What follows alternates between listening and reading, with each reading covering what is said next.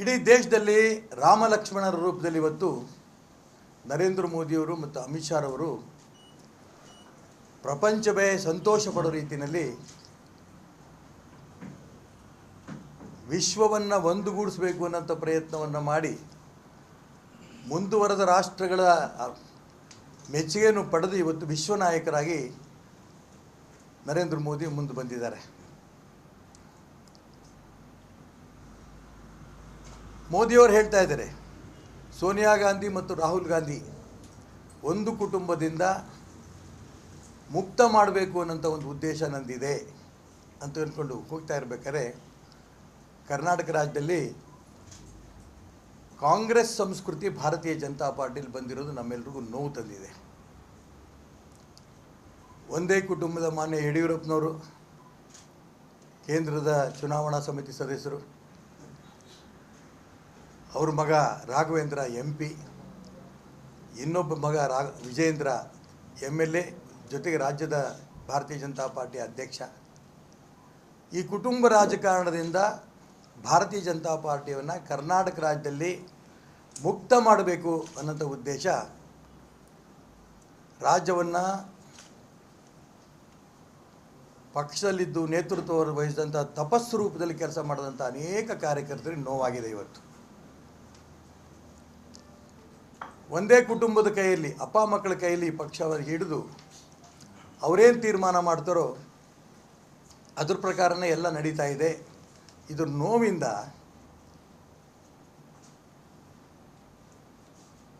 ಕಾರ್ಯಕರ್ತರು ಇವತ್ತು ಸಂಕಟದಲ್ಲಿದ್ದಾರೆ.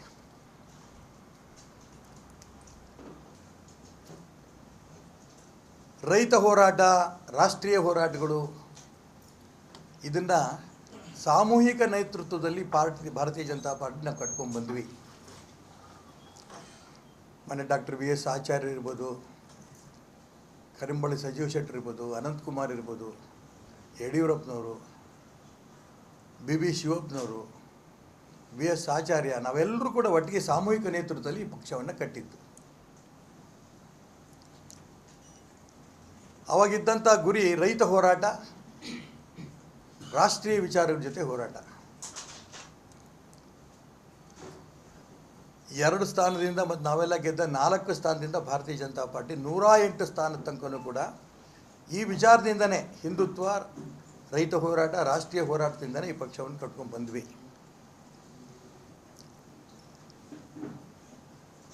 ಆದರೆ ಇವತ್ತು ತುಂಬ ನೋವಿಂದ ಹೇಳ್ತೇನೆ, ರಾಷ್ಟ್ರೀಯತೆಯಿಂದ ಜಾತೀಯತೆಗೆ ಇವತ್ತು ಭಾರತೀಯ ಜನತಾ ಪಾರ್ಟಿ ತಿರುಗಿಬಿಟ್ಟಿದೆ.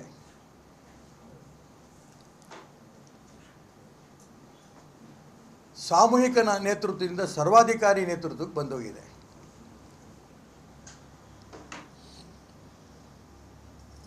ಯಾರು ಯಡಿಯೂರಪ್ಪನವರು ಅವ್ರ ಕುಟುಂಬದ ಜೊತೆಗಿರ್ತಾರೆ, ಅವರು ಬಹಳ ಹತ್ತಿರ ಇರ್ತಾರೆ, ಜಾತಿವಾದಿಗಳಾಗ್ತಾರೆ, ಜಾತೀಯತೆ ಇರೋಂಥ ವ್ಯಕ್ತಿಗಳಾಗ್ತಾರೆ, ಹಣ ಇರುತ್ತೆ, ಇಂಥವ್ರಿಗೆ ಇವತ್ತು BJPನಲ್ಲಿ ಮಣೆ ಬೀಳ್ತಾ ಇದೆ ಅನ್ನೋಂಥ ಮಾತು ಎಲ್ಲರೂ ಕೂಡ ಹೇಳ್ತಾ ಇದ್ದಾರೆ.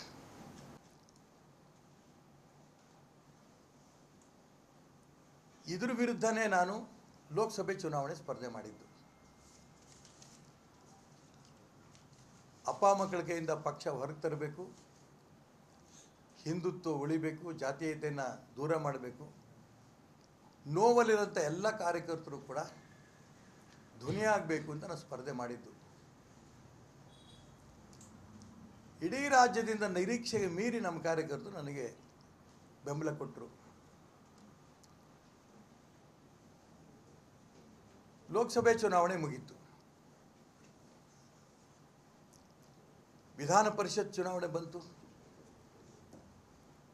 35-40 ವರ್ಷಗಳಿಂದ ನನ್ನ ಜೊತೆಗೇ ಪಕ್ಷದಲ್ಲಿ ಕೆಲಸ ಮಾಡ್ಕೊಂಡು ಬಂದಂಥ ಉಡುಪಿಯ 3 ಬಾರಿ ಶಾಸಕರಾಗಿದ್ದಂಥ ರಘುಪತಿ ಭಟ್ರಿಗೂ ಕೂಡ ಇವತ್ತು ನೋವಾಗಿದೆ. ಕಳೆದ ವಿಧಾನಸಭಾ ಚುನಾವಣಾ ಸಂದರ್ಭದಲ್ಲಿ ನನಗಾದರೂ ಕೂಡ ದೆಹಲಿಯಿಂದ ಫೋನ್ ಬಂತು, ನೀವು ಚುನಾವಣೆ ನಿಲ್ಲಬೇಡಿ. ನಾನು ತಕ್ಷಣ 5 ನಿಮಿಷಕ್ಕೆ ಪತ್ರ ಬರೆದು ಕಳಿಸ್ತೆ, ಆಯಿತು, ಪಕ್ಷದ ನಿಷ್ಠೆಯಿಂದ ನಾನು ಚುನಾವಣೆ ಸ್ಪರ್ಧೆ ಮಾಡಲ್ಲ, ನಿಲ್ಲಿಲ್ಲ. ರಘುಪತಿ ಭಟ್ರಿಗೆ ಫೋನೂ ಬರಲಿಲ್ಲ. ಟಿ ವಿಯಲ್ಲಿ ನೋಡಿದ್ರು, ಉಡುಪಿಗೆ ಅವ್ರ ಹೆಸರು ಬದಲು ಬೇರೆ ಹೆಸರು ಬಂತು. ಪತ್ರಕರ್ತರು ಕೇಳಿದ್ರು, ನೀವು ಬೇರೆ ಪಕ್ಷಕ್ಕೆ ಹೋಗ್ತೀರಾ ಅಂತ. ಅವರು ಒಂದು ಉತ್ತರ ಕೊಟ್ಟರು, ನನಗೆ ಇನ್ನೂ ನೆನಪಿದೆ, ಇಡೀ ಜೀವನ ನಾನು ನೆನಪಿಟ್ಕೊಂಡಿರ್ತೀನಿ. ನಾನು ಸತ್ತಾಗ ನಾನು ಹೇಳಿದ ಮೇಲೂ ಕೂಡ ಭಾರತೀಯ ಜನತಾ ಪಾರ್ಟಿ ಧ್ವಜ ಇರುತ್ತೆ, ಇದು ಅವ್ರ ಪಕ್ಷ ನಿಷ್ಠೆ.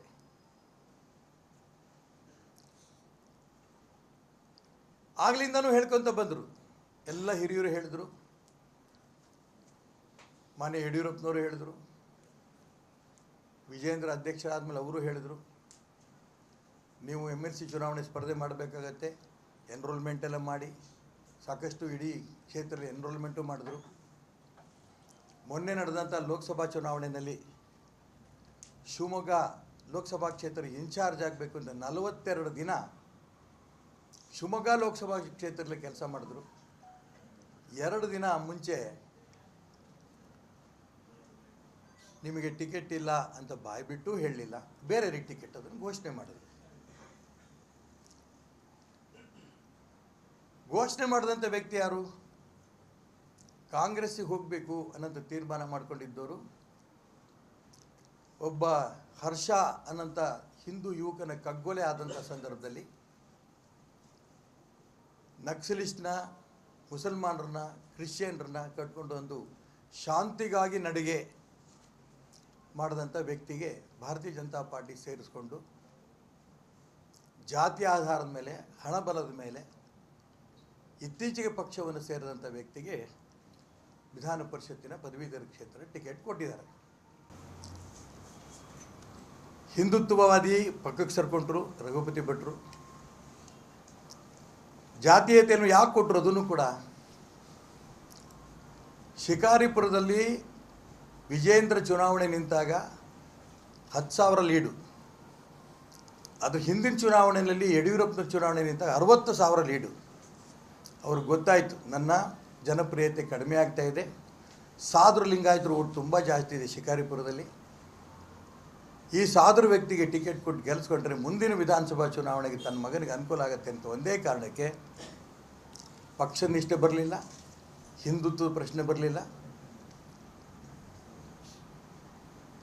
ಹಿಂದುತ್ವದ ವಿರೋಧಿ ನಕ್ಸಲಿಸ್ಟು ಮತ್ತು ಕಮ್ಯುನಿಸ್ಟರು, ಮುಸಲ್ಮಾನ್ ಕ್ರಿಶ್ಚಿಯನ್ರು ಕಟ್ಕೊಂಡು ಮೆರವಣಿಗೆ ಮಾಡಿದಂಥ ವ್ಯಕ್ತಿ ಜಾತಿವಾದಿಗೆ ಹಣ ಇದೆ ಅಂತ ಅಂದ್ಕೊಂಡು ಟಿಕೆಟ್ ಕೊಟ್ಟರು.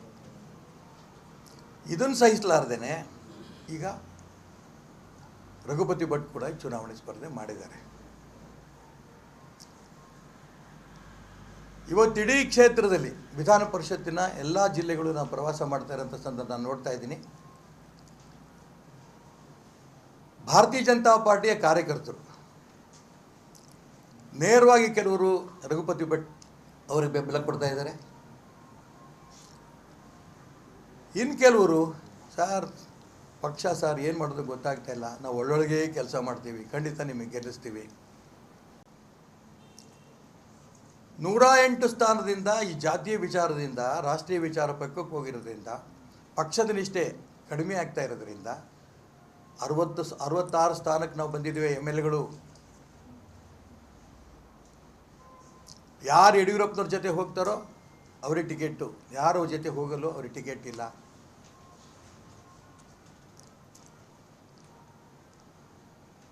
ಭಾರತೀಯ ಜನತಾ ಪಾರ್ಟಿ ನಮಗೋಸ್ಕರ ಇದೆ ಅನ್ನೋದಕ್ಕಿಂತನೂ ಸಿದ್ಧಾಂತ ಎಲ್ಲವೂ ಕೂಡ ಇಡೀ ದೇಶದಲ್ಲಿ ಅಭಿವೃದ್ಧಿ ಆಗಬೇಕು ಅಂತ ರಾಮಲಕ್ಷ್ಮಣನ ಅಂತೇನು ಹೇಳಿದೆ ನಾನು, ನರೇಂದ್ರ ಮೋದಿ ಮತ್ತು ಅಮಿತ್ ಶಾ ಅವರ ನೇತೃತ್ವದಲ್ಲಿ ಲಕ್ಷಾಂತರ ಜನ ಕೆಲಸ ಮಾಡ್ತಿರೋಂಥ ಸಂದರ್ಭದಲ್ಲಿ ಕರ್ನಾಟಕ ರಾಜ್ಯದಲ್ಲಿ ಆ ಶ್ರಮ, ಆ ತಪಸ್ಸೇನಿಗೆಲ್ಲ ನಮ್ಮ ಕಾರ್ಯಕರ್ತರು ಮಾಡ್ತಾ ಇದ್ದಾರೆ, ಅದನ್ನು ತನ್ನ ಸ್ವಂತ ಆಸ್ತಿ ಅನ್ನೋಂಥ ರೂಪದಲ್ಲಿ ಯಡಿಯೂರಪ್ಪನವ್ರ ಕುಟುಂಬ ಬಳಸ್ಕೊಂಡು ಈ ಪಕ್ಷ ಇವತ್ತು ಈ ಸ್ಥಿತಿ ಬಂದಿದೆ. ನಮಗೆಲ್ಲರೂ ಕೂಡ ಪಕ್ಷ ತಾಯಿ ಸ್ಥಾನ, ತಾಯಿ ಸ್ಥಾನದಲ್ಲಿರೋಂಥ ಭಾರತೀಯ ಜನತಾ ಪಾರ್ಟಿಗೆ ಬಂದಿರೋಂಥ ಈ ಪರಿಸ್ಥಿತಿಯನ್ನು ಮುಕ್ತ ಮಾಡಬೇಕು ಅನ್ನೋಂಥ ಉದ್ದೇಶದಿಂದ ಯಾವ ರೀತಿ ಇಡೀ ದೇಶದಲ್ಲಿ ನರೇಂದ್ರ ಮೋದಿ, ಅಮಿತ್ ಶಾ ಅವರು ಸೋನಿಯಾ ಗಾಂಧಿ, ರಾಹುಲ್ ಗಾಂಧಿ ಕುಟುಂಬದಿಂದ ಮುಕ್ತ ಮಾಡಬೇಕು ಅಂತ ಅಪೇಕ್ಷೆ ಪಡ್ತಿದ್ದಾರೋ, ಅದೇ ರೀತಿ ಕರ್ನಾಟಕ ರಾಜ್ಯದಲ್ಲಿ ಯಡಿಯೂರಪ್ಪ ಮತ್ತು ಅವ್ರ ಕುಟುಂಬದಿಂದ ಅಪ್ಪ ಮಕ್ಕಳಿಂದ ಈ ಪಕ್ಷವನ್ನು ಮುಕ್ತ ಮಾಡಬೇಕು ಅನ್ನೋಂಥ ಉದ್ದೇಶದಿಂದ ನಾನು ಯಾರ್ಯಾರು ಇವಾಗ ಕೆಲಸ ಮಾಡ್ತಿದ್ದಾರೋ ಎಲ್ಲ ಭಾರತೀಯ ಜನತಾ ಪಾರ್ಟಿ ಕಾರ್ಯಕರ್ತರು ನಾನು ಮನವಿ ಮಾಡ್ತೇನೆ. ನಿಜ ನೀವೇನೋ ಒಂದು ಭಾರತೀಯ ಜನತಾ ಪಾರ್ಟಿನಲ್ಲಿ ಅಧ್ಯಕ್ಷರೋ ಉಪಾಧ್ಯಕ್ಷರೋ ಕಾರ್ಯದರ್ಶಿನೋ ಏನೋ ಸ್ಥಾನಮಾನದಲ್ಲಿ ಇರ್ಬೋದು, ಅಥವಾ ನಾಳೆ ಬರೋಂಥ ಕಾರ್ಪೊರೇಷನ್ನು ಜಿಲ್ಲಾ ಪರಿಷತ್ತಿನ ಸ್ಥಾನ, ತಾಲೂಕು ಪಂಚಾಯತಿನ ಜಿಲ್ಲಾ ಪರಿಷತ್ ತಾಲೂಕು ಸ್ಥಾನಗಳಿಗೋಸ್ಕರ ನೀವು ಅಪೇಕ್ಷೆ ಪಡ್ಬೋದು, ಅಲ್ಲಿದ್ದರೆ ಮಾತ್ರ ನಮ್ಗೆ ಸಿಗುತ್ತೆ ಅಂತ. ಆದರೆ ತಾಯಿಯ ಬುಡವೇ ಅಲ್ಲಾಡ್ತಾ ಇದೆ, ಭಾರತೀಯ ಜನತಾ ಪಾರ್ಟಿ ಬುಡನೇ ಅಲ್ಲಾಡ್ತಾ ಇದೆ. ಕರ್ನಾಟಕ ರಾಜ್ಯದಲ್ಲಿ ಹಿಂದುತ್ವ ಪಕ್ಕಕ್ಕೆ ಸರ್ಕೊಂಡು ಜಾತೀಯತೆ ಬರ್ತಾ ಇದೆ. ಪಕ್ಷದ ನಿಷ್ಠಾವಂತ ಕಾರ್ಯಕರ್ತರು ಪಕ್ಕಕ್ಕೆ ಸರಿಸ್ತಾ ಇದ್ದಾರೆ.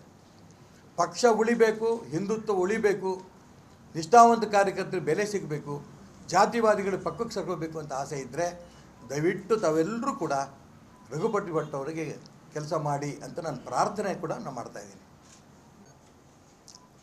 ನಮ್ಮದೇ ನಾವು ನೋಡ್ಕೋತೀವಿ ಅಂದರೆ ನಿಮಗೂ ಯಡಿಯೂರಪ್ಪನವ್ರಿಗೂ ಏನು ವ್ಯತ್ಯಾಸ ಆಗಲ್ಲ. ಭಾರತೀಯ ಜನತಾ ಪಾರ್ಟಿ ತನ್ನ ಕೈಯಲ್ಲಿ ಹಿಡ್ಕೊಂಡು ಅದ್ರ ಮುಖಾಂತರ ತಾನು ತನ್ನ ಮಕ್ಕಳು ಅಭಿವೃದ್ಧಿ ಆಗಬೇಕು ಅಂತ ಇಡೀ ಪಕ್ಷವನ್ನೇ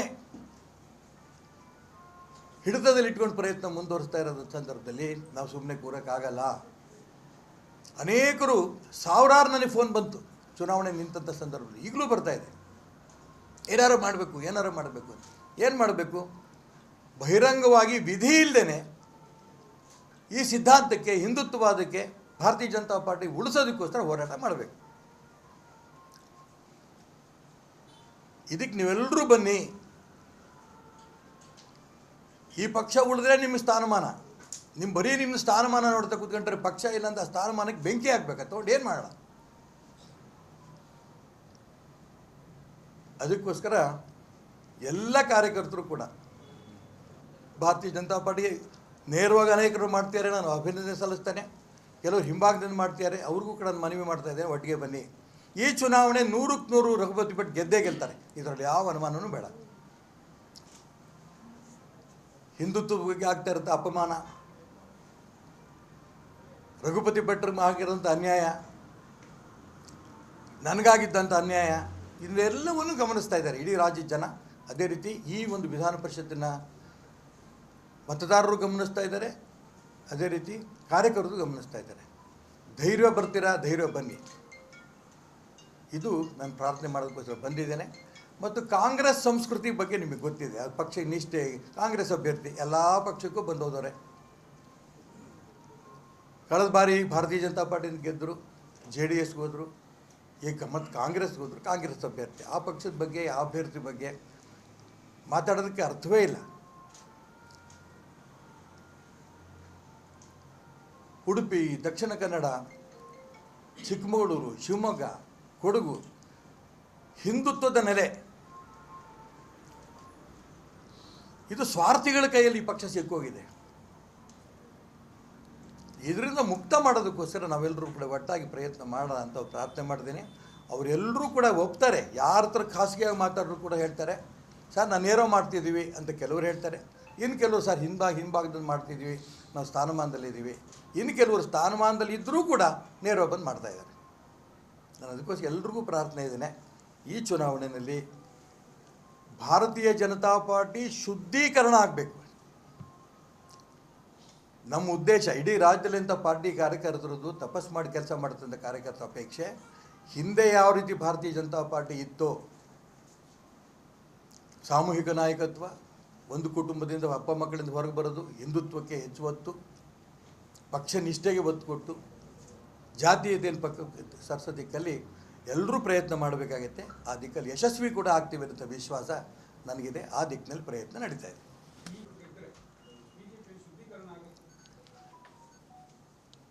ಚರ್ಚೆ ಶುರುವಾಗಿದೆ. ರಘುಪತಿ ಭಟ್ ಚುನಾವಣೆ ಗೆದ್ದೇ ಗೆಲ್ತಾರೆ, ಇದು ಮೊದಲನೇದು. ರಘುಪತಿ ಭಟ್ರು ಯಾಕೆ ನಿಂತರು, ಈಶ್ವರಪ್ಪ ಯಾಕೆ ನಿಂತರು, ಇದು ಕೇವಲ ನನ್ನ ರಘುಪತಿ ಭಟ್ ಪ್ರಶ್ನೆ ಇದಲ್ಲ. ನನಗೆ ಗುರುಜಿಯವರು, ನಾವೆಲ್ಲ RSSನಲ್ಲಿ ಬಂದವರು, ಮಾಧವರಾವ್ ಸದಾಶಿವರಾವ್ ಗೋಲ್ವರ್ಕರ್ ಹೇಳಿದ ಒಂದು ಮಾತು ನನಗೂ ಇವತ್ತು ನೆನಪಾಡ್ತಾ ಇದೆ. संघ कुछ नहीं करेगा लेकिन स्वयं सेवक सब कुछ करेगा. ಸಂಘ ಕುಚ್ ನಹಿ ಕರೇಗಾ ಲೇಕಿನ್ ಸಬ್ ಕುಚ್ ಸ್ವಯಂ ಸೇವಕ್ ಕರೇಗಾ. ಇದು ಮಾಧವರಾವ್ ಸದಾಶಿವರಾವ್ ಬೋಲೋಕೆ ಹೇಳಿದ ಮಾತು. ನಾವೆಲ್ಲರೂ ಕೂಡ ಸ್ವಯಂ ಸೇವಕರೇ. ನೇರವಾಗಿ ಸಂಘ ಏನೂ ಮಾಡಲ್ಲ. ಸಂಘದಿಂದ ಸಂಸ್ಕಾರ ಪಡೆದಂಥ ಸ್ವಯಂ ಸೇವಕ ಎಲ್ಲವೂ ಮಾಡ್ತಾರೆ. ಇದು ಅವ್ರು ಕೊಟ್ಟಂಥ ಒಂದು ಮಾರ್ಗದರ್ಶನ. ಆ ದಿಕ್ಕಿನಲ್ಲಿ ರಘುಪತಿ ಭಟ್ ಸ್ಪರ್ಧೆ ಮಾಡಿದ್ದಾರೆ, ನಾನು ಸ್ಪರ್ಧೆ ಮಾಡಿದ್ದೀನಿ. ಇಡೀ ರಾಜ್ಯದಲ್ಲಿ ಚರ್ಚೆ ಆಗ್ತಾ ಇದೆ. ಶುದ್ಧೀಕರಣ ಆರಂಭ ಆಗುತ್ತೆ, ಈ ವಿಶ್ವಾಸ ನನಗಿದೆ. ಈಗ ಈ ಚುನಾವಣೆ ಈ ಬಿಜೆಪಿ ಮತ್ತೆ ಜೆಡಿಎಸ್ ಎರಡು ಈಗ ಮೈತ್ರಿ. ಈ ಪ್ರಜ್ವಲ್ ಪೆಂಡ್ರೈವ್ ಪ್ರಕರಣ ಈ ಚುನಾವಣೆಯ ಫಲಿತಾಂಶದ ಮೇಲೆ ಪರಿಣಾಮ ಬೀರುತ್ತಾ? ನಾನು ಆ ಬಗ್ಗೆ ಯೋಚನೆ ಮಾಡೋಕ್ಕೆ ಹೋಗಿಲ್ಲ. ಯಾಕಂದ್ರೆ ಒಂದ್ ಕಡೆ ನಿಮ್ದು ಬಂಡಾಯ ಇದೆ, ಇನ್ನೊಂದು ಕಡೆ ಈ ಪ್ರಕರಣ. ಇದು ಬಿಜೆಪಿ ಮತ್ತೆ ಜೆಡಿಎಸ್ ಅಭ್ಯರ್ಥಿಗಳಿಗೆ ಮುಳುವಾಗುತ್ತಾ? ಈ ಪೆಂಡೇವ್ ಪ್ರಕರಣ ಇದೆಯಲ್ಲ, ಇದು ಕರ್ನಾಟಕವೇ ದೇಶದ ಮುಂದೆ ತಲೆ ತಗ್ಗಿಸುವಂಥ ಒಂದು ಘಟನೆ. ಒಬ್ಬ ಹೆಣ್ಣನ್ನು ಬೀದಿಗೆ ತಂದುಬಿಟ್ಟಿದ್ದೀವಿ ನಾವು. ತಾಯಿ ಅಂತ ಕರೆಯುವಂಥ ಸ್ಥಾನದಲ್ಲಿ ಇಟ್ಕೊಂಡಿದ್ದೀವಿ ನಾವು ಹೆಣ್ಣನ್ನು. ಪ್ರಪಂಚದಲ್ಲಿ ಯಾವುದೇ ದೇಶದಲ್ಲಿ ಹೆಣ್ಣನ್ನು ಒಂದು ಭೋಗದ ವಸ್ತು ಅಂತ ಪ್ರಯತ್ನ ಮಾಡ್ತಾರೆ. ಆದರೆ ಭಾರತ ಹೆಣ್ಣನ್ನು ತಾಯಿ ಅಂತ ಕರೆಯುವಂಥ ದೇಶ. ಈ ತಾಯಿ ಕರೆಯುವಂಥ ದೇಶದಲ್ಲಿ ಆ ಪ್ರಜ್ವಲ್ ಪ್ರಕರಣ ಒಂದು ಕಾಂಗ್ರೆಸ್ ಸರ್ಕಾರ, ಇದಕ್ಕೆ ನನಗೆ ಸಂಬಂಧವೇ ಇಲ್ಲ ಅನ್ನೋ ಥರದಲ್ಲಿ ಡಿ ಕೆ ಶಿವಕುಮಾರ್ ಹೇಳ್ಕೋತಾರೆ. ಮತ್ತೊಂದು ಕಡೆ ಕುಮಾರಸ್ವಾಮಿಯವರು ನನಗೆ ಸಂಬಂಧ ಇಲ್ಲ, ಆ ಪೆಂಡೇವ್ ಫ್ಯಾಕ್ಟ್ರಿನೇ ಡಿ ಕೆ ಶಿವಕುಮಾರ್ದು ಅಂತ ಅವ್ರು ಹೇಳ್ತಾರೆ. ಇದನ್ನು ರಾಜಕೀಯಕ್ಕೆ ಬಳಸ್ಕೊಂಡು ನಾನು ಹೇಳಿದೆ ಹೆಣ್ಣಿನ ಮಾನವನ ರಸ್ತೆ ತಂದಿದ್ದಾರೆ ಅಂತ. ನಾನು ಅದಕ್ಕೋಸ್ಕರ ಇಷ್ಟು ಮಾತ್ರ ಹೇಳಿದ್ದದಕ್ಕೆ. ಚುನಾವಣೆ ಬಗ್ಗೆ ನಾನು ಪ್ರಸ್ತಾಪ ಮಾಡಲ್ಲ. ಇದನ್ನು CBI ತನಿಖೆ ಕೊಡಿ. SIT ನೀವು ಕೊಡೋದ್ರಿಂದ ಏನು ನೀವು ಹೇಳ್ತಾ ಇದ್ದೀರಿ ನಮ್ಮ ಸಂಬಂಧ ಇಲ್ಲ. ನಿಮ್ಮ SIT ಯಾರ ಕಂಟ್ರೋಲಲ್ಲಿದೆ? ನಿಮ್ಮ ಕಂಟ್ರೋಲಿದೆ. ನೀವು ಕೊಟ್ಟ ಮೇಲೆ ಅವ್ರು ಏನು ರಿಪೋರ್ಟ್ ಕೊಡ್ತಾರೆ? ನೀವು ಹೇಳಿದ್ದೆ ಮುಖ್ಯಮಂತ್ರಿಗಳು, ಗೃಹ ಮಂತ್ರಿಗಳು, ಉಪಮುಖ್ಯಮಂತ್ರಿಗಳು ರಿಪೋರ್ಟೇ ಅವ್ರು ಕೊಡಬೇಕು. ಯಾರು ನಂಬ್ತಾರೆ ಅದನ್ನು? CBI ಕೊಟ್ಟರೆ ರಗಳ ಇಲ್ಲ, ಯಾಕೆ ಕೊಡೋಲ್ಲ? CBI ಕೊಟ್ಟರೆ ಇಷ್ಟೊತ್ತಿಗೆ ಅವ್ನು ಎಲ್ಲಿದ್ದರೂ ಹೇಳ್ಕೊಂಬರ್ತಿದ್ರು. ಇವತ್ತೇನು 31ಕ್ಕೆ ಬರ್ತೀನಿ ಅದು ಇದೊಂದು ಹೇಳ್ತೀನಿ, ಗೊತ್ತಿಲ್ಲ ನಾನು ಯಾವ್ದು ಬರ್ತಾರೋ ಬಿಡ್ತಾರಂತ. ಅದಕ್ಕೋಸ್ಕರ ಹೇಳ್ತಿರೋದು ಚುನಾವಣೆ ಮೇಲೆ ಏನು ಪರಿಣಾಮ ಬೀರುತ್ತೆ ಬೀರಲ್ಲ ಅನ್ನೋದಕ್ಕಿಂತ ಇವ್ರು ಪದವೀಧರರು. ವೋಟ್ ಮಾಡೋರು ಎಷ್ಟು ಜನ ಪದವೀಧರರು. ಇವರಿಗೆ ಕಾಂಗ್ರೆಸ್ ರೋಲ್ ಏನು, JDS ರೋಲ್ ಏನು, ಡಿ ಕೆ ಶಿವಕುಮಾರ್ ರೋಲ್ ಏನು, ಕುಮಾರಸ್ವಾಮಿ ರೋಲ್ ಏನು, ಇದೆಲ್ಲವೂ ಕೂಡ ಅವ್ರು ಚರ್ಚೆ ಮಾಡ್ತಾರೆ, ಇಲ್ಲ ಅಂತ ನಾನು ಹೇಳಲ್ಲ. ಈಗ ನಿಮ್ಮ ಪಕ್ಷ ಶುದ್ಧೀಕರಣದ ಹೋರಾಟ ಇದೆ, ಹಳೆ ರಾಯಣ್ಣ ಬಗ್ಗೆ ಅದನ್ನು ಮತ್ತೆ ಏನಾದರೂ ಸಂಘಟಿಸ್ತೀರಾ?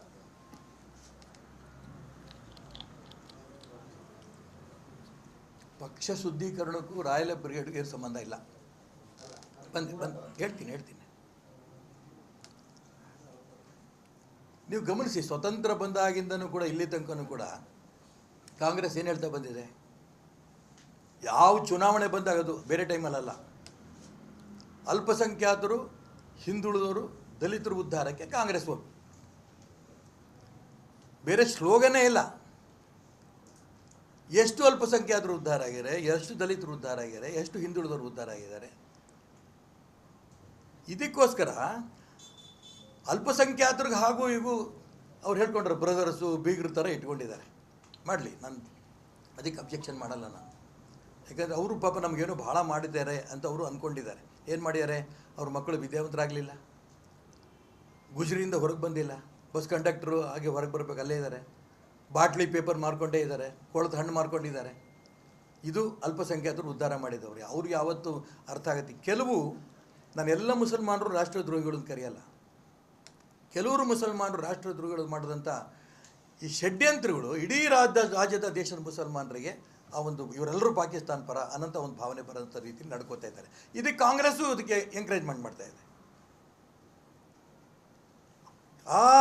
ಎಷ್ಟು ಏನೋ ನಂಬ್ಕೊಂಡಿದ್ದಾರೆ, ನಮಗೆ ಅನುಕೂಲ ಮಾಡ್ತಾರೆ ಅಂತ ಅಂದ್ಕೊಂಡಿವಿ. ಅವ್ರನ್ನ ಮುಟ್ಟಕ್ಕೆ ನಮ್ಮ ಕೈಲಂತೂ ಭಾರತೀಯ ಜನತಾ ಪಾರ್ಟಿ ನಂಬಲ್ಲ ಅವರು. ಆದರೆ ಹಿಂದುಳಿದವ್ರಿಗೂ ದಲಿತರಿಗೂ ಮೋಸ ಮಾಡ್ಕೊಂಡು ಬಂದಿದ್ದೀರಿ ಅವತ್ತಿಂದ ಇವತ್ತಿನ ತನಕ.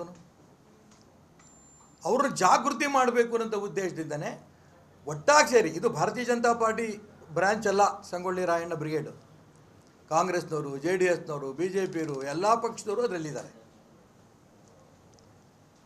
ದೊಡ್ಡ ಸಮಾವೇಶ ಆಯಿತು ಕೂಡಲ ಸಂಗಮದಲ್ಲಿ. 3 ಲಕ್ಷಕ್ಕಿಂತ ಹೆಚ್ಚಿಗೆ ಜನ ಸೇರಿದ್ರು, ಸ್ವಂತ ದುಡ್ಡು ಹಾಕ್ಕೊಂಡು ಬಂದಿದ್ದರು. ಸಂಘಟನೆ ಬೆಳೀತಾ ಇತ್ತು. ಸ್ವಾಭಾವಿಕವಾಗಿ ಅವತ್ತು ಯಡಿಯೂರಪ್ಪನವ್ರು ರಾಜ್ಯದ ಮುಖ್ಯಮಂತ್ರಿ ಬೆನ್ನು ತಟ್ಟಬೇಕಿತ್ತು. ನನಗೆ ಒಳ್ಳೆ ಕೆಲಸ ಮಾಡ್ತಿದ್ರು, ಮುಂದುವರಿಸಿ ನೀವೆಲ್ಲರೂ ಸೇರಿ ಅಂತ. ಮಾಡಲಿಲ್ಲ. ಅಮಿತ್ ಶಾ ಹತ್ರ ಕಂಪ್ಲೇಂಟ್ ಮಾಡ್ತಾರೆ, ಈ ಬ್ರಿಗೇಡ್ ಬೇಡ ಇದು. ಆಶ್ಚರ್ಯ ನನಗೆ. ಅಮಿತ್ ಶಾ ದಿಲ್ಲಿ ಕರೆಸಿದ್ರು, ಹೋದೆ. ಬಹಳ ದೊಡ್ಡ ದೊಡ್ಡ ನಾಯಕರು, ಕೇಂದ್ರ ನಾಯಕರ ಜೊತೆ ಸಭೆ, ಅರ್ಧ ದಿನ. ನಾನು ಅಮಿತ್ ಶಾಗೆ ಯಾಕೆ ಕರೆಸ್ತೀರಿ ಅಂದೆ. ಅವರೇನೋ ಹೇಳ್ತಾರೆ ಯಡಿಯೂರಪ್ಪನವ್ರ ಬ್ರಿಗೇಡ್ ಬೇಡ ಅಂತ, ನೋಡಪ್ಪ ಕೇಳೋದು. ಏನು ಸರ್ ಯಾಕೆ ಬೇಡ? ಬೇಡ ಅಷ್ಟೇ. ನಾನು ಅವ್ರಿಗೆ ಅಮಿತ್ ಶಾಗೆ ಕೇಳಿದೆ, ಬೇಡ ಅಂತ ಯಾಕೆ ಬೇಡ ಅಂತ ಕೇಳ್ರಿ ಅಂತ. ಕ್ಯೋ ಭಯ್ಯ ಅಂದರು ಅವರು. ಬೇಡ ಇಷ್ಟೇ, ಅರ್ಧ ದಿನ ಇದೇ ಆಗುತ್ತೆ. ಕೊನೆ ನಾನು ಅಮಿತ್ ಶಾ ಕೇಳಿದೆ, ನಿಮ್ಮಷ್ಟು ದೊಡ್ಡವರು ದೇಶದ ಬಗ್ಗೆ ಯೋಚನೆ ಮಾಡ್ತಿರೋರು, ನಿಮ್ಮ ಸಮಯ ಕಳೆಯೋಕ್ಕೆ ನಾನು ತಯಾರಿಲ್ಲ. ದೊಡ್ಡವ್ರ ಚಿಂತನೆ ಚೆನ್ನಾಗೇ ಮಾಡಿರ್ತೀರಿ, ನೀವು ಹೇಳಿ ಎತ್ತಲ ಹೋಗಲಿ. ನನಗೂ ಅವ್ರು ಕೂರ್ಸ್ಕೊಂಡು ಯಾಕೆ ಮಾತಾಡ್ತೀರಿ? ಒಂದು ಸೂಚನೆ ಕೊಟ್ಬಿಡಿ, ಮುಗೀತು ಅಂದು. छोड़ ಭಯ್ಯ ಅಂದರು, ಬಿಟ್ಟೆ. ನಾನು ಇವತ್ತಿನ ತನಕನೂ ಹಿರಿಯರ ಮಾತು ಕೇಳ್ಕೊಂಡೇ ಬಂದಿದ್ದು. ಮೊನ್ನೆ ಹೇಳಿದ್ನಲ್ಲ, ಮೊನ್ನೆ ಅಸೆಂಬ್ಲಿ ಚುನಾವಣೆ, ನೀನು ಇಲ್ಲಿ ಕೊಡೋದು ಬಿಟ್ಟಾಕ್ದೆ. ಎನರ್ಜಿ ಮಿನಿಸ್ಟರ್ ಆಗಿದ್ದೆ, ಪಕ್ಷದ ಜವಾಬ್ದಾರಿ ತಗೋಬೇಕು, ಎನರ್ಜಿ ಮಿನಿಸ್ಟರ್ ತನಗೆ ರಾಜೀನಾಮೆ ಕೊಡು, ಪಕ್ಷದ ಅಧ್ಯಕ್ಷ ಆಗು. ಅದೇ ಹೀಗೇ ನನ್ನನ್ನು ನಾನು RSSನ ನಿಷ್ಠೆಯಿಂದ ಬೆಳ್ಕೊಂಬಂದ ಸಂಸ್ಕಾರ ಅಂತ ಬೆಳ್ಕೊಂಬಂದದವನು ನಾನು. ಆದರೆ ಈಗ ಮಿತಿಮೀರಿ ಹೋಗಿರೋದ್ರಿಂದ ಒಂದೇ ಕುಟುಂಬದ ಕೈಯಲ್ಲಿ ಸಿಕ್ಕಿರೋದ್ರಿಂದ ಇದು. ಅದಕ್ಕೋಸ್ಕರ ನಿಮ್ಮಂತೆ ಪ್ರಶ್ನೆ ನನಗೆ ಮೊನ್ನೆ ಬೆಳಿಗ್ಗೆ ಬಾಗಲಕೋಟೆಗೆ ಹೋಗಿದ್ದೆ ನಾನು. ಅಲ್ಲಿ ಪತ್ರಕರ್ತರು ಕೇಳಿದ್ರು, ರಾಯಣ್ಣ ಬ್ರಿಗೇಡ್ ಶುರು ಮಾಡಿದ್ದೀರಾ ಅಂತ. ನಾನು ಚುನಾವಣೆ ನಿಲ್ಲಬೇಕಾದ್ರೂ ಒಂದೇ ಅಭಿಪ್ರಾಯ ಎಲ್ಲರದ್ದು ಕೇಳಿ ನಿಂತವನು. ಈಗಲೂ ಕೂಡ ಇಡೀ ಕರ್ನಾಟಕ ರಾಜ್ಯದಲ್ಲಿ ನಿಮ್ಮಂಗೆ ಶುರು ಮಾಡಿ ಮಾಡಿ ಮಾಡಿ ಅಂತ ಎಲ್ಲರೂ ಹೇಳ್ತಾ ಇದ್ದಾರೆ.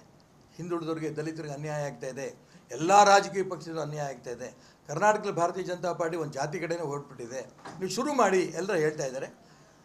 ಈ ಫಲಿತಾಂಶ, ಈ ಚುನಾವಣೆ ಎಲ್ಲ ಮುಗಿದ ನಂತರ ಏನು ಮಾಡಬೇಕು ಅನ್ನೋದಕ್ಕೋಸ್ಕರ ಇಡೀ ರಾಜ್ಯದ ಹಿಂದುಳಿದ ದಲಿತ ಎಲ್ಲ ನಾಯಕರದ್ದು ಒಂದು ವಿಶೇಷ ಸಭೆ ಕರೀತೇನೆ, ಎಲ್ಲ ಪೊಲಿಟಿಕಲ್ ಪಾರ್ಟಿಯವ್ರದ್ದು. ಅಲ್ಲಿ ಚರ್ಚೆ ಮಾಡಿ ತೀರ್ಮಾನ ತಗೋತೀವಿ. ಇನ್ನು ಯಾವುದೇ ತೀರ್ಮಾನ ಆಗಿಲ್ಲ. ನರೇಂದ್ರ ಮೋದಿ ಇಡೀ ದೇಶಕ್ಕೆ ಒಂದೇ ಕರೆ ಕೊಟ್ಟಿದ್ದಾರೆ, ಒಂದು ಕುಟುಂಬಕ್ಕೆ ಒಂದು ಸೀಟು. ನನಗೆ MLAನೂ ಇಲ್ಲ, MP ಇಲ್ಲ, ಎಂಥ ಸುಡುಗಾಡೂ ಇಲ್ಲ.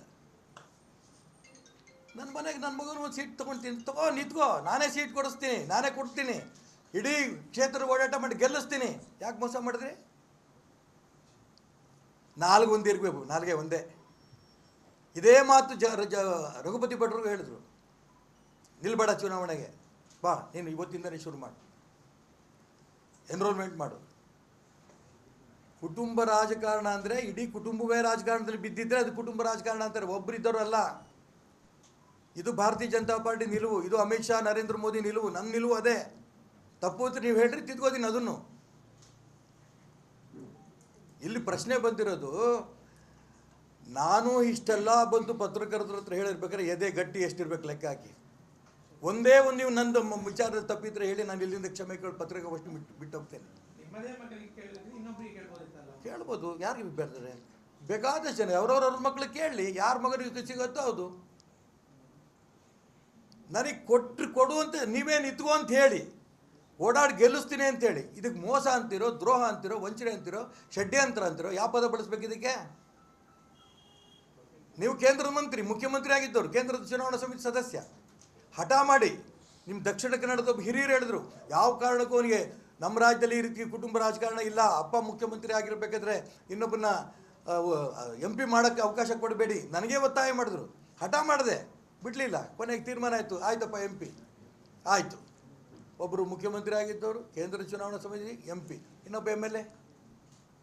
6 ತಿಂಗಳು ಕಾದಿದ್ದು. ನೀವು ಪತ್ರಕರ್ತರು ಹೇಳಿ, ಯಾವುದಾದ್ರು ರಾಜ್ಯದಲ್ಲಿ ರಾಜ್ಯಾಧ್ಯಕ್ಷ 6 ತಿಂಗಳು ಖಾಲಿ ಇದ್ದಿದ್ದು ನೋಡಿದ್ದೀರಾ? ದೆಹಲಿಗೆ ಹೋಗಿ ಭಂಡತನದಲ್ಲಿ ಕೂತು ಒತ್ತಾಯ ಮಾಡಿ 6 ತಿಂಗಳ ನಂತರ ಅಧ್ಯಕ್ಷ ಮಾಡ್ಕೊಂಡು ಬರ್ತಾರಲ್ಲ, ನೀವ್ಯಾಕೆ ಅವ್ರಿಗೆ ಪ್ರಶ್ನೆ ಕೇಳೋಣ? ನಿಮ್ಮ ಮಗ ಬಿಟ್ಟರೆ ಬೇರೆ ಯಾರಿಲ್ಲ ಅಂತ ನೀವು ಯಾಕೆ ಹೇಳೋದು?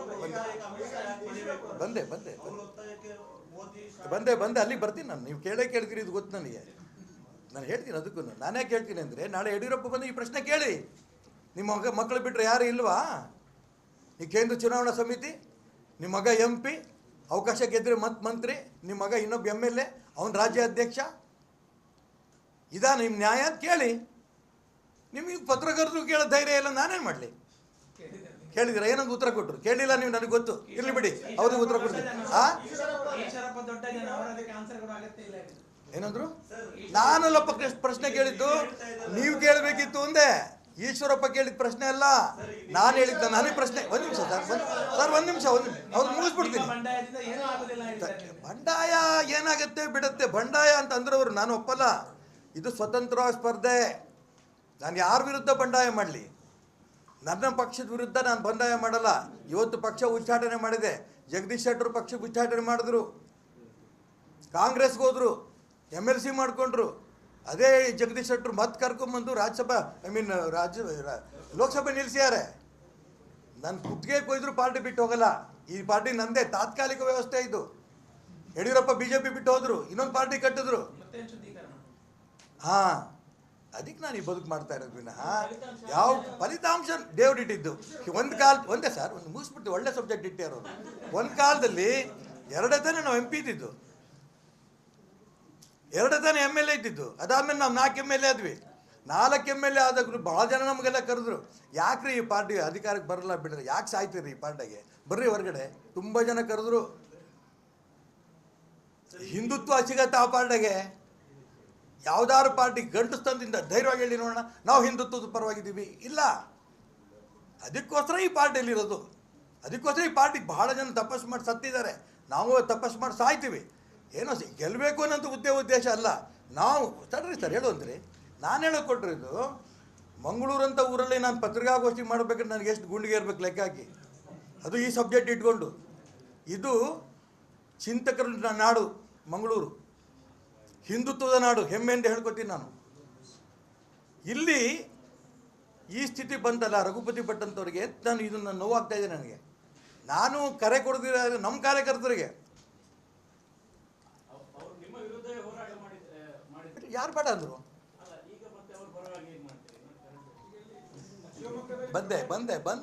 ಬಂದೆ ಕರೆಕ್ಟಾಗಿ ಕೇಳಿದಿರಿ.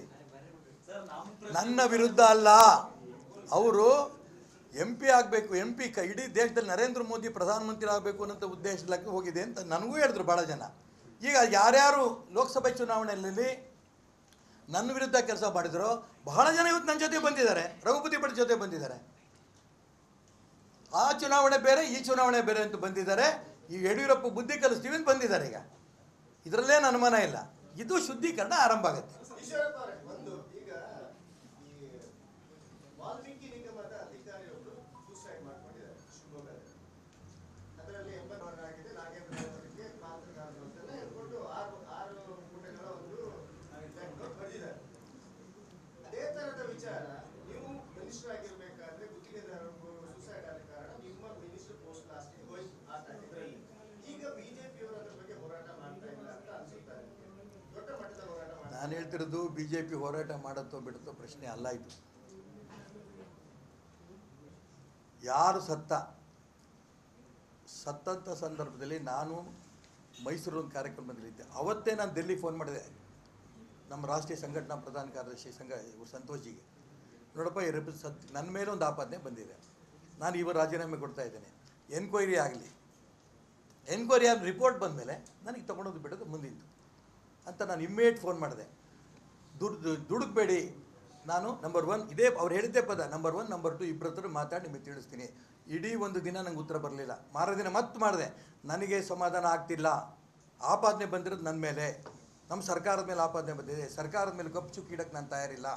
ದಯವಿಟ್ಟು ನನ್ನ ರಾಜೀನಾಮೆ ಕೊಟ್ಟು ಇಮಿಡಿಯೇಟ್ ಎಂಕ್ವೈರಿ ಮಾಡಿಸಿ. ಕೊನೆ ಮಧ್ಯಾಹ್ನ ಸಂಜೆ ಮೇಲೆ ನನ್ನ ಪರ್ಮಿಷನ್ ಸಿಕ್ತು, ನಾನು ರಿಸೈನ್ ಮಾಡಿದೆ. ಭಗವಂತ ದಯಿಂದ ಕಂಪ್ಲೀಟ್ ಎನ್ಕ್ವೈರಿ 3000 ಪುಟ ಎನ್ಕ್ವೈರಿ ಮಾಡಿ ನಾನು ನಿರ್ದೋಷಿ ಅಂತ ಬಂದಿದೆ. ಇದು ಬೇರೆ BJP ಸುದ್ದಿ, ನಾನು ಬರಲ್ಲ. ಬಂದೆ. ಆದರೆ ನಾನು ಮುಖ್ಯಮಂತ್ರಿ ಕೇಳೋಕ್ಕೆ ಇಷ್ಟಪಡ್ತೇನೆ, ಸಿದ್ದರಾಮಯ್ಯನವರಿಗೆ. ಡಬಲ್ ಸ್ಟ್ಯಾಂಡರ್ಡ್ ಯಾಕೆ ನಿಮಗೆ? ಮೆರವಣಿಗೆ ಮಾಡಿದ್ರಿ DK ಶಿವಕುಮಾರ್, ನೀವು ವಿರೋಧ ಪಕ್ಷದಲ್ಲಿ ಇದ್ಕೊಂಡು ಈಶ್ವರಪ್ಪ ರಾಜೀನಾಮೆ ಕೊಡಬೇಕು, ನೀನು ಹೇಳೋಕ್ಕಿಂತ ಮುಂಚೆನೇ ನಾನು ರಾಜೀನಾಮೆ ಪರ್ಮಿಷನ್ ಕೇಳ್ತಾ ಇದ್ದೆ. ದೆಹಲಿ ನಮ್ಮ ರಾಷ್ಟ್ರೀಯ ನಾಯಕರು ಪರ್ಮಿಷನ್ ಕೇಳ್ತಾ ಇದ್ದೆ ನಾನು. ನನ್ನ ನೈತಿಕತೆ ಪ್ರಶ್ನೆ ಇದು. ಸರ್ಕಾರದ ಕಪ್ಪು ಚುಕ್ಕೆ ನಾವು ಒಪ್ಪಕ್ಕೆ ತಯಾರಿಲ್ಲ. ನಿಮ್ಮ ಮಂತ್ರಿ ಈ ನಿಮಿಷಕ್ಕೂ 1 ನಿಮಿಷ ಅಥವಾ ಅವನದು ರಾಜೀನಾಮೆ ತೊಗೊಂಡು ಎನ್ಕ್ವೈರಿ ಮಾಡಿ ವಾಪಸ್ ನಾನು ಬೇಡ ಅಂತೀನೇನು? BJP ಬಗ್ಗೆ ಬಿಡಿ, ಅವ್ರು ಏನು ಮಾಡ್ತಾರೋ ಬಿಡ್ತಾರೋ ನಾನು ಅವ್ರ ಸುದ್ದಿ ಹೋಗಲ್ಲ. ನಾನು ಮುಖ್ಯಮಂತ್ರಿ ಕೇಳೋಕ್ಕೆ ಇಷ್ಟಪಡ್ತೇನೆ, ನಿಮಗೆ ನೈತಿಕತೆ ಇದ್ದರೆ ಆಗ ನೀವು ಹೋರಾಟ ಮಾಡಿದ್ರಲ್ಲ, ಆಪಾದನೆ ಬಂದಿದೆ ಈಶ್ವರಪ್ಪ ರಾಜೀನಾಮೆ ಕೊಡಬೇಕು ಅಂತ, ನಿಮ್ಮ ನಾಗೇಂದ್ರನ ಬಗ್ಗೆ ಏನು ಮಾಡ್ತೀರಿ ಈಗ? ಭ್ರಷ್ಟ ಇರಲಿ ಅಂತ ಅಂದ್ಕೊಂಡಿದ್ದೀರಾ? ಯಾರು ಬೇಕಾದ್ರೂ ಸಾಯಲಿ ಅಂತ ಅಂದ್ಕೊಂಡಿದ್ದೀರಾ? ತನಿಖೆ ಮಾಡ್ತೀವಿ. ಆ ತನಿಖೆಯಲ್ಲಿ ನಾಗೇಂದ್ರ ತಪ್ಪಿತಸ್ಥ ಅಲ್ಲ, ಅವತ್ತೇ ತಗೊಳ್ಳಿ, ಉಪಮುಖ್ಯಮಂತ್ರಿ ಮಾಡಿ, ನಾನು ಬೇಡ ಅನ್ನಲ್ಲ. ತಪ್ಪಿತಸ್ಥ ಕೈ ಬಿಟ್ಬಿಡಿ. ಇಷ್ಟು ಮೈ ಮೇಲೆ ಜ್ಞಾನ ಇಲ್ಲ ಅಂದರೆ ಇಂಥ ಮುಖ್ಯಮಂತ್ರಿ ನಮ್ಮ ರಾಜ್ಯದಲ್ಲಿ ಇಟ್ಕೊಂಡಿದ್ದೀವಲ್ಲ. ಯಾರೇ ತಪ್ಪು ಮಾಡಲಿ ಅವ್ರ ಪರ. ಚನ್ನಗಿರಿ ನೋಡಿ ಹೇಗಿದೆ, ಹೋಮ್ ಮಿನಿಸ್ಟರ್ ಹೇಳಿದ್ರು, ಅವನನ್ನು ಪೊಲೀಸ್ ಸ್ಟೇಷನ್ ಕರ್ಕೊಂಡೋಗಿ 7 ನಿಮಿಷದಲ್ಲಿ ಅವನು ಸತ್ತ, ಆದಿಲ್ಲನ್ನು ಸತ್ತ. 7 ನಿಮಿಷದಲ್ಲಿ ಹೊಡೆದು ಸಾಯಿಸೋಕ್ಕೆ ಆಗತ್ತೇನ್ರಿ? ಲಾಕಪ್ ಡೆತ್ ಅಲ್ರಿ ಅಂದರು. ಲಾಕಪ್ ಡೆತ್ ಅಲ್ಲ ಅಂದಮೇಲೆ ಸಬ್ ಇನ್ಸ್ಪೆಕ್ಟರ್ ಪೊಲೀಸ್ ಅಧಿಕಾರಿಗಳು ಯಾಕಪ್ಪ ಸಸ್ಪೆಂಡ್ ಮಾಡಿದೆ ನೀನು? ನೀನು ಹೋಮ್ ಮಿನಿಸ್ಟರ್ ಆಗೋ ಯೋಗ್ಯತೆ ಇದೆ ನಿನಗೆ? ಇವತ್ತೊಂದು ಪತ್ರಿಕೆ ವಿಡಿಯೋ ನೋಡಿದೆ ನಾನು, ಎಂಥ ಕಂಕನಾಡಿನ ನಮಾಜು ಮಾಡಿರೋದು, ರಸ್ತೆಯಲ್ಲಿ ನಮಾಜು ಮಾಡಿಸ್ಕೊ, ನಿಮ್ಮ ಮನೇಲಿ ಕರ್ಕೊಂಡ ನಮಾಜ್, ನಾವೇನು ಬೇಡ ಅನ್ನಲ್ಲ. ಎಲ್ಲಿದ್ದೀವಿ ನಾವು? ನಾನು ಅದಕ್ಕೆ ಹೇಳಿದೆ, ಎಲ್ಲ ಮುಸಲ್ಮಾನರನ್ನ ಟೀಕೆ ಮಾಡ್ತಿಲ್ಲ, ದಯವಿಟ್ಟು ಅರ್ಥ ಮಾಡ್ಕೊಳ್ಳಿ. ಇವ್ರು ಯಾರೋ ಹಿಡಿಯಷ್ಟು ರಾಷ್ಟ್ರದ್ರೋಹಿಗಳು ಮಾಡಿದಂಥ ಕುತಂತ್ರ, ಷಡ್ಯಂತ್ರ. ಇಂಥ ಮುಸಲ್ಮಾನರು ಒದ್ದು ಒಳ ಹಾಕಿದ್ರೆ ಆ ಉಳಿದ ಮುಸಲ್ಮಾನರಿಗೂ ಸಂತೋಷ ಆಗುತ್ತೆ. ಇವರು ನಮ್ಮ ಇಡೀ ಮುಸಲ್ಮಾನ್ ಸಮಾಜಕ್ಕೆ ಅಪಮಾನ ಮಾಡ್ತಿದ್ದಾರೆ, ಇವರು ಬಿಡಲ್ಲ ನಾವು ಅಂತ ಅವರು ಕೂಡ ಹೇಳ್ತಾರೆ. ನಮಾಜ ಎಲ್ಲರೂ ಮಾಡ್ಕೊ, ಯಾರು ಎಲ್ಲರೂ ಸಾಯಲಿ, ನಮ್ಮ ಬ್ರದರ್ಸ್ ಒಡ ಹುಟ್ಟಿದವರು, ಮುಂದಿನ ಜನ್ಮ ಸಿಕ್ಕರೆ ನಾನು ಮುಸಲ್ಮಾನಾಗೆ ಹುಟ್ತೀನಿ. ಇಂಥ ವ್ಯಕ್ತಿಗಳು ಇರೋದ್ರಿಂದನೇ ಇವತ್ತು ಕರ್ನಾಟಕ ರಾಜ್ಯ ಅವ್ರು ಬಾಯ್ಬಿಟ್ಟು ಇವತ್ತೊಂದು ಇನ್ನೊಂದು ನೋಡಿದೆ ನಾನು ಮೆಸೇಜು, ನಾವು ಚುನಾವಣೆಗೆ ಓಟ್ ಕೊಟ್ಟಿದ್ದೀವಿ, ನಾವು ಗೆಲ್ಸಿದ್ದೀವಿ, ಇದು ಟಿಪ್ಪು ನಗರ, ಟಿಪ್ಪು ರಾಜ್ಯ, ಇದು ಏನು ಮಾಡ್ತೀರಿ ಮಾಡ್ಕೊಳ್ಳಿ. ಎಷ್ಟು ಸೊಕ್ಕಿನ ಮಾತಾಡೋಕ್ಕೆ ಎಲ್ಲಿಂದ ಧೈರ್ಯ ಬಂತವರಿಗೆ? ಇದಕ್ಕೆ ನಾನು ಹೇಳಕ್ಕೆ ಹೊರಟಿರೋದು, ಇವತ್ತು ಹಿಂದುತ್ವ ಜಾಗೃತಿ ಆಗುತ್ತೆ. ಉದಾಹರಣೆಗೆ ಇಲ್ಲಿ ಹಿಜಾಬ್ ಸಬ್ಜೆಕ್ಟ್ ಶುರುವಾಯಿತು,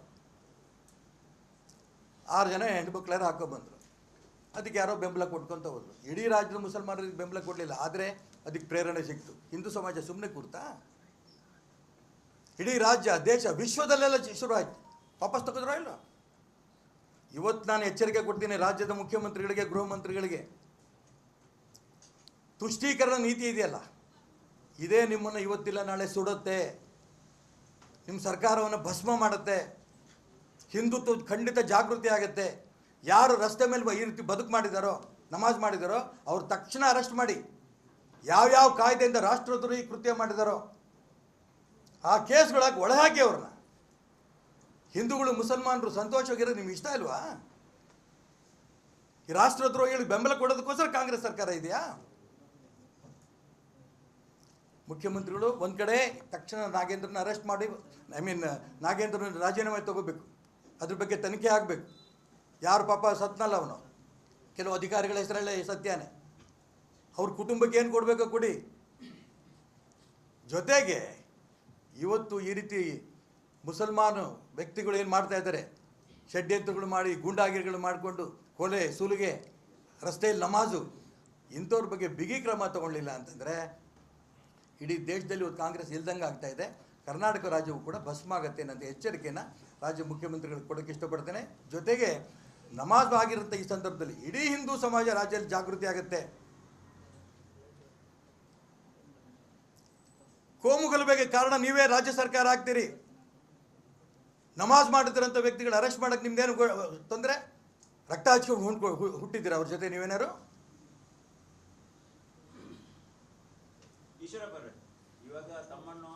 ಮುಖ್ಯಮಂತ್ರಿ ರಾಜ್ಯ ಅಧ್ಯಕ್ಷ ಕೇಳಪ್ಪ, ಅವನೊಬ್ಬ ಬಚ್ಚ ಇದ್ದಾನ ರಾಜ್ಯ ಅಧ್ಯಕ್ಷ, ಅವನಿಗೆ ಕೇಳಬೇಕು ಪ್ರಶ್ನೆ. ನನಗೆ ಕೇಳಿದ್ರೆ ಸೋಮಶೇಖರ್ನ, ಹೆಬ್ಬಾರ್ನ ಏನು ಮಾಡಬೇಕು ಅಂತಂತ ನನಗೆ ಕೇಳೋದಲ್ಲ. ಯಾಕಂದ್ರೆ ಜಗದೀಶ್ ಶೆಟ್ಟರ್ನ ಇಮಿಡಿಯೇಟಾಗಿ 6 ವರ್ಷ ಅಂದ್ರಿ ನೀವು, 6 ದಿನವೂ ಇರಲಿಲ್ಲ, 3 ದಿನವೂ ಇರಲ್ಲ, ನಾವು ಡಿಸ್ಮಿಸ್ ಆಗಿ ತಿಳ್ಕೊಳ್ಳಿ. ನಮ್ಮ ತಾಯಿ ಭಾರತ್ ಮಾತೆ, ಇನ್ನೊಬ್ಬ ತಾಯಿ ಭಾರತೀಯ ಜನತಾ ಪಾರ್ಟಿ. ಆ ಭಾರತೀಯ ಜನತಾ ಪಾರ್ಟಿನ ನಮ್ಮಿಂದ ಕಸ್ಕೊಳಕ್ಕೆ ಯಾವೊಂದು ಕೈಲೂ ಸಾಧ್ಯ ಇಲ್ಲ. ಇವರಾರು KGP 28 ಪಾರ್ಟಿಗಳಿಗೆ ಹೋಗಿ ಬಂದವರು, ಇದೇ ಪಾರ್ಟಿಯಲ್ಲಿ ಹುಟ್ಟಿದ್ದೀವಿ, ಇದೇ ಪಾರ್ಟಿಯಲ್ಲಿ ಸಾಯ್ತೀವಿ. ನಮಗೆ ಶುದ್ಧೀಕರಣ ಅನ್ನೋದು ಹೇಳ್ಕೊಟ್ಟಿದ್ದು ರಾಷ್ಟ್ರೀಯ ಸ್ವಯಂ ಸೇವಕ ಸಂಘ. ಮಾಧವರಾವ್ ಸದಾಶಿವರಾವ್ ಗೋಲ್ವಲ್ಕರ್ ಏನು ಹೇಳಿದರು? ಸಂಘ ಕುछ नहीं करेगा लेकिन ಸ್ವಯಂ ಸೇವಕ್ ಸಬ್ ಕುछ ಕರೇಗ. ಸಂಸ್ಕಾರ ಕೊಡಂಥ ಕಾರ್ಯಕರ್ತ ಎಲ್ಲವೂ ಮಾಡ್ತಾನೆ, ಸಂಘ ಏನೂ ಮಾಡೋದಿಲ್ಲ. ಅಲ್ಲಿ ಸಂಘದಿಂದ ಪ್ರೇರಣೆ ತೊಗೊಂಬಂದಿರೋಂಥ ನಾವು ಶುದ್ಧೀಕರಣ ಮಾಡ್ತೀವಿ. ಈ ರೀತಿ ಜಾತೀಯತೆ ಮಾಡೋರ ಬಗ್ಗೆ, ಕುಟುಂಬ ರಾಜಕಾರಣ ಮಾಡೋರಿಗೆ ಖಂಡಿತ ಒಬ್ಬೊಬ್ಬರೇ ಪ್ರಯತ್ನ ಇವತ್ತು ನಡೆದ್ರು ಕೂಡ ಇಡೀ ರಾಜ್ಯದಲ್ಲಿ ಅವರು ಧ್ವನಿಯಾಗಿರೋದ್ರಿಂದ ನನಗೆ ಹೆಮ್ಮೆ ಇದೆ. ಖಂಡಿತ ಶುದ್ಧೀಕರಣ ಆಗತ್ತೆ. ಇದು ಮಾಧವರಾವ್ ಸದಾಶಿವರಾವ್ ಗೋಲ್ವಲ್ಕರ್ ಅಪೇಕ್ಷೆ. ನಾನು ಈಡೇರಿಸೋದಕ್ಕೆ ಹೊರಟಿದ್ದೀನಿ. ಇದರಲ್ಲಿ ಯಶಸ್ವಿ ಆಗ್ತೀನಿ ಅಂತ ವಿಶ್ವಾಸ ನನಗಿದೆ. ನೋಡ್ರಿ, ಎಲ್ಲರೂ ಏನೇನು ಹೇಳಿದ್ರು ಉತ್ತರ ಕೊಡೋದು ನನ್ನ ಕೆಲಸ ಅಲ್ಲ. ನಾನು ಅವ್ರಿಗೆ ದೊಡ್ಡ ಲೀಡರ್ ಅಲ್ಲ.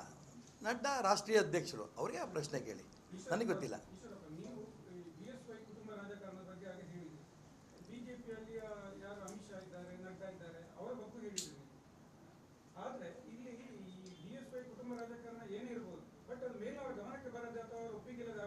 ಅವ್ರ ಪ್ರಶ್ನೆ ಪಾಪ ಕೇಳಿದ್ರಿ, ಪ್ರಶ್ನೆ ಆಗಲೇ ಅಲ್ವಾ?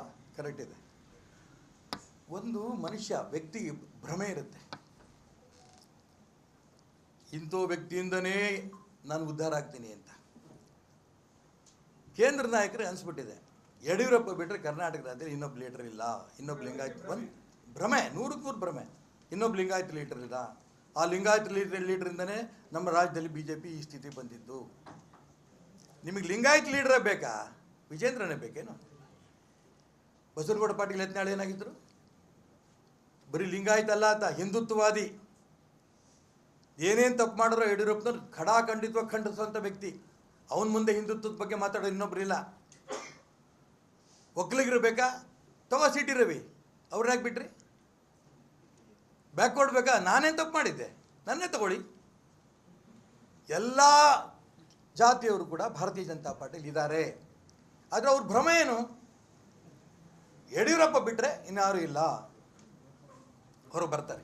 ಶುದ್ಧೀಕರಣದ ಅದು ಒಂದಾಗತ್ತೆ. ಯಾಕೆ ಅಂತಂದರೆ ನಾನು ಹೇಳಿದ್ನಲ್ಲ, ಯಡಿಯೂರಪ್ಪ ಶಿಕಾರಿಪುರದ ಅಸೆಂಬ್ಲಿ ನಿಂತರೆ 60,000 ಲೀಡು. ಜನ ಆ ಯಂಗಟಪ್ಪನ ವಿರುದ್ಧ, ಮಂತ್ರಿ ವಿರುದ್ಧ ಚುನಾವಣೆ ಯಡಿಯೂರಪ್ಪ ನಿಲ್ಲಿಸಿದಾಗ ದುಡ್ಡು ಕೊಟ್ಟಿದ್ರು, ತಗೋ ನೀ ಗೆದ್ದು ಬಾ ಅಂತ. ಗೆಲ್ಸಿ ಮುಖ್ಯಮಂತ್ರಿ ತನಕ ಮಾಡಿದ್ರು. ಈಗ ಅದೇ ಜನಕ್ಕೆ ವಿಜೇಂದ್ರ ಎಷ್ಟು ಕೋಟಿ ಕೊಟ್ಟರು ಕೂಡ 10,000 ಇಳಿತು ಲೀಡು. ಯಾಕೆ? ಆ ಜನಾನುರಾಗಿ ಏನಂತ ಭಾವನೆ ಹೊರಟೋಯ್ತು. ಅಲ್ಲೂ ಆಕ್ರೋಶ ಇದೆ, ಶಿಕಾರಿಪುರದಲ್ಲೂ ಕೂಡ ಆಕ್ರೋಶ ಇದೆ, ಇಡೀ ರಾಜ್ಯದಲ್ಲಿ ಕಾರ್ಯಕರ್ತರ ವಿರುದ್ಧ ಆಕ್ರೋಶ ಇದೆ. ಸ್ವಂತಕ್ಕೆ ಬಳಸ್ಕೋತಾರೆ ಪಾರ್ಟಿನ. ಪಾರ್ಟಿ ಕಟ್ಟೋರು ಯಾರೋ, ಸ್ವಂತಕ್ಕೆ ಬಳಸ್ಕೋತಿರೋದು ಯಡಿಯೂರಪ್ಪ. ಇದು ಎಲ್ಲರಿಗೂ ಗೊತ್ತಿದೆ. ಹಾಗಾಗಿ ಆ ಭ್ರಮೆಯಿಂದನೂ ಕೂಡ ನನಗಂತಂತೆ ಈ ಚರ್ಚೆ ಶುರುವಾಗಿರಲಿಲ್ಲ. ಇದು ಒಂದೊಂದೇ ಬಂದಂತೆ ಶುದ್ಧೀಕರಣದ ಕಡೆ ಗಮನ ಕೊಡುತ್ತೆ. ಸರ್, ಈಗ ರಾಜ್ಯದ ಸಂಘಟನ ಮತ್ತು ರಘುಪತಿ ಭಟ್ ಅವರ ಬಂಡಾಯ ಸ್ಪರ್ಧೆಯನ್ನು ಅವರು ಹ್ಯಾಂಡಲ್ ಮಾಡಲಿಲ್ಲ ಅಂತ ಹೇಳಿ ಅವರನ್ನು ಸ್ಥಾನದಿಂದ ವಜಾ ಮಾಡಿದ್ದಾರೆ ಅಂತ ನಿಮ್ಮ ಪೇಪರ್ಲಿ ಓದಿದೆ ನಾನು. ತಾವೇನು ಹೇಳ್ತಿದ್ದಾರೆ? ನೋಡಿ, ನಾನು ಅದಕ್ಕೆ ಹೇಳ್ತೀನಲ್ಲ, ಗೊತ್ತಿಲ್ಲದನ್ನ ಗೊತ್ತಿರೋದನ್ನ ನೇರವಾಗಿ ಹೇಳ್ತೀನಿ ನಾನು.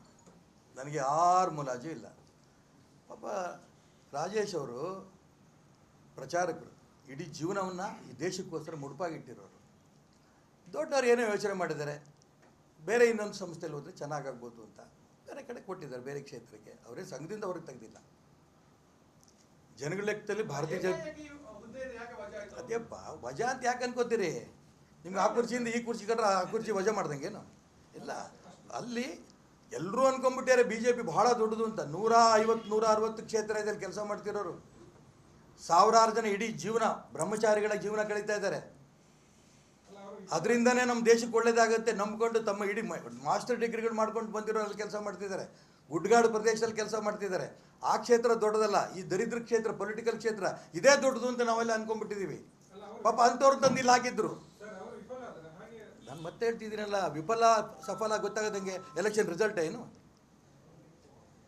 100 ಕೋಟಿ ಜಾಸ್ತಿ ಕೊಟ್ಟರೆ ಗೆದ್ದ, ಹಂಗಾರೆ ರಾಜೇಶ್ ಕೊಟ್ಟು ಗೆಲ್ಲಿಸ್ದಂತ ಅರ್ಥ ಏನು?